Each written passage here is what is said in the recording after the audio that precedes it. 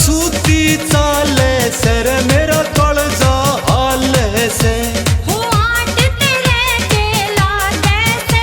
या दुनिया नू में चाले से हो आट तेरे के लागे से या दुनिया नू में चाले से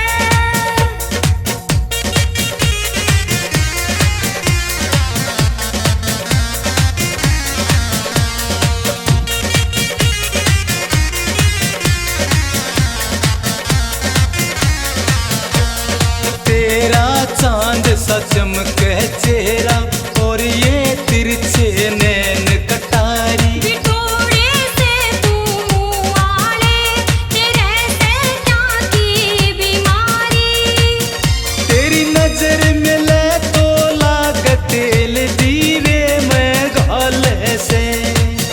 तेरी नजर मिले तो लाग तेल दीवे में घाले से हो आट तेरे के लागे से या दुनिया नू में चाले से हो आट तेरे के लागे से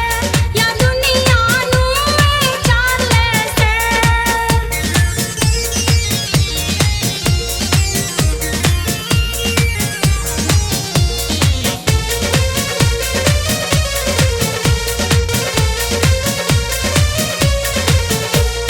तेरा रूप सफरिया परगा